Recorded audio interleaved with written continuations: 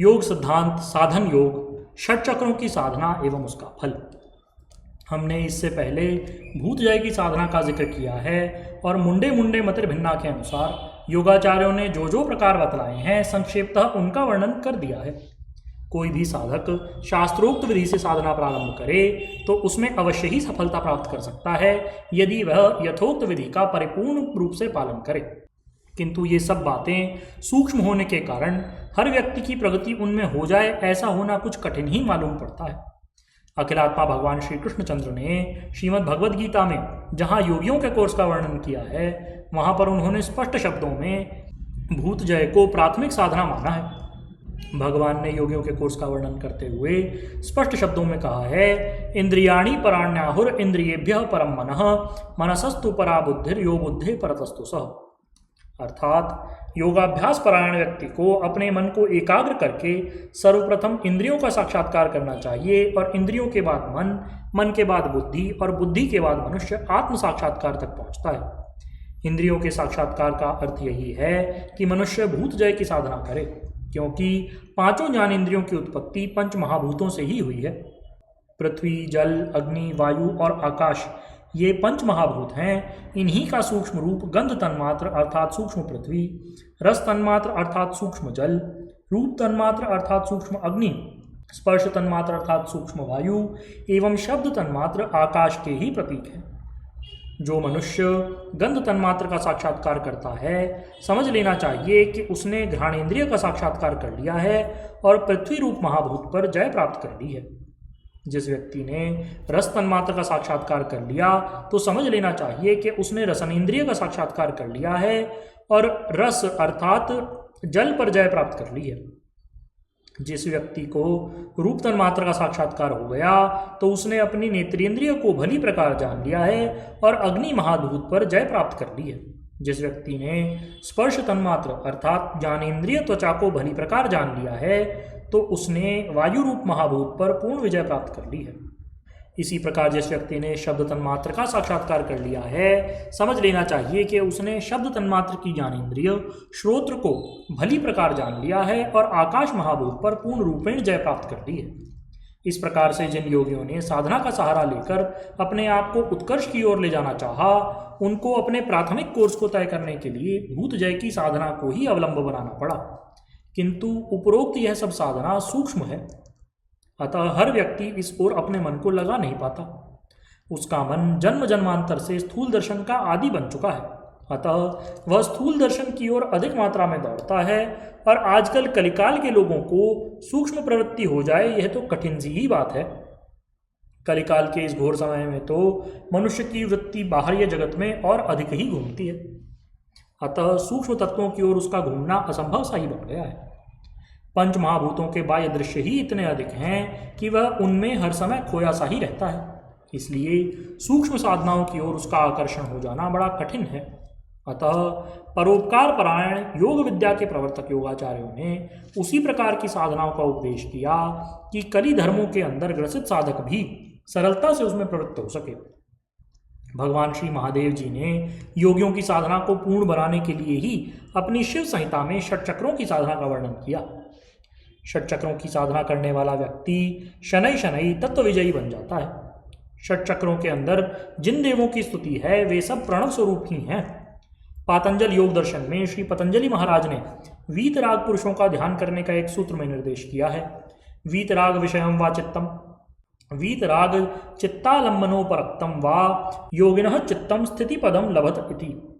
अर्थात राग रहित चित्त का अवलंब लेने से भी योगी समाधि की स्थिति को प्राप्त कर लेता है। षट चक्रों के देवता प्रणव स्वरूप और वीतराग स्थिति वाले हैं। गुदा द्वार से 2 अंगुल ऊपर एवं लिंग मूल से 1 अंगुल नीचे कंद का स्थान है। कंद स्थान पर ही मूलाधार चक्र है और वहीं पर कुंडलिनी की स्थिति है। कंद और कुंडलिनी का वर्णन भगवान शिव ने अपनी शिव संहिता में इस प्रकार किया है। गुदा द्वय अंगुलतः च ऊर्ध्वम मेढ़े कांगुल तस्वधः एवं चास्ति समम कंद समता चतुरंगुलम। अर्थात गुदा द्वार से 2 अंगुल ऊपर और लिंगनाल से 1 अंगुल नीचे चतुरंगुल सविस्तार कंद का स्वरूप है। कुंडलिनी की स्थिति पश्चिमाभिमुखी योगिर गुदमैढ्रान्तरालगा तत्र कंद समाख्यातम तत्रास्ति कुंडलिनी सदा संवेष्ट्य सकला नाड़ी सार्ध त्रिकुटिलाकृति मुखे निवेश्य सा पृच्छम सुषुम्ना विवरे स्थिता सुप्ता नागोपमा येषा स्फुरन्ती प्रभया स्वया अहिवत् संधि संस्थाना वाग्देवी बीज संजिका जेया शक्तिरियं विष्णो निर्मला स्वर्ण भास्वरा सत्वम रजस्तमश्चेति गुणत्रय प्रसूतिका।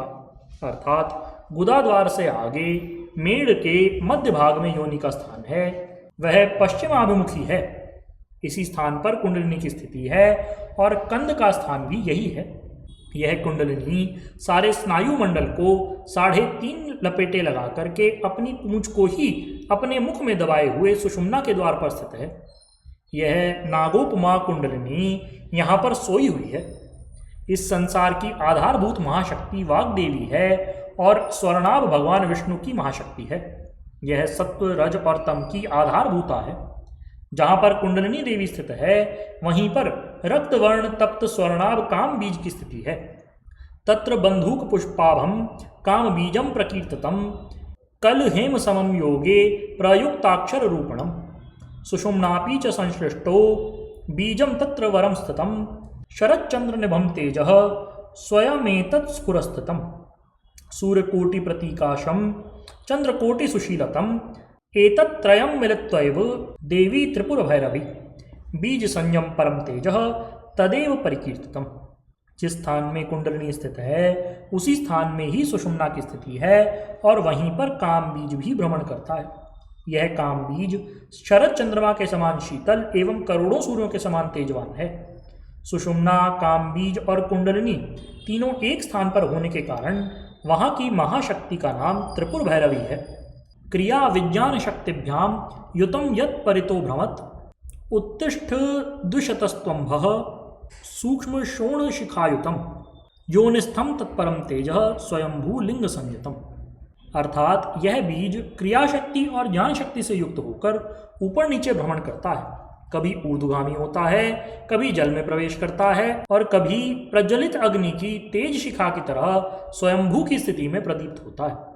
मूलाधार कमल आधार पद में तद्धि योनि यस्यातिकंदतः परिस्फुरत वादिशांत चतुर्वर्णम चतुर्दलम कुलाभिधम स्वर्णाभम स्वयंभूलिंग संयतम दुरंडो यत्र सिद्धोस्ति डाकिनी यत्र देवता तत्पदम मध्य गायोनि तत्र कुंडलिनी स्थिता तस्या ऊर्ध्वे स्फुरत् तेजः कामबीजं भ्रमन्मतम् यह करोति सदा ध्यानम मूलाधारे विचक्षणः तस्य स्यादादुरी सिद्धिर भूमि त्याग क्रमेण वै। जिस कंद स्थान में परम तेज युक्त काम बीज का वर्णन किया है वहीं पर यह मूलाधार कमल है। इसके मूल स्थान में योनि की स्थिति है। यह कमल चतुर्दल कमल कहलाता है। यह व श स इन 4 वर्णों से संयुक्त है। यह कमल स्वर्णाभ वर्ण है। इस कमल का नाम कुल है। यहाँ पर दुरंड नामक सिद्ध एवं डाकिनी देवता अधिष्ठात्री हैं और श्री गणेश जी महाराज देवता हैं। पद्य के मध्य में योनि है और उसमें कुंडलिनी की स्थिति है। कुंडलिनी के ऊपर परम दीप्तिमान काम बीज भ्रमण करता है। जो बुद्धिमान पुरुष इस कमल का ध्यान करते हैं उनको स्वाभाविक ही दादुरी वृत्ति सिद्ध हो जाती है और शनै शनै आसन जमीन से ऊपर उठने लगता है। शेषकर बोलिए श्री सद्गुरुदेव भगवान की जय। परम प्रभु रामलाल जी महाराज की जय। योगीराज अनंत स्वामी श्री चंद्रमोहन जी महाराज की जय। योगीराज श्री देवेंद्र जी ब्रह्मचारी की जय। श्री सदाशिव भगवान की जय। श्री वृंदावन बिहारी लाल की जय। शंकर भगवान की जय। हर हर महादेव।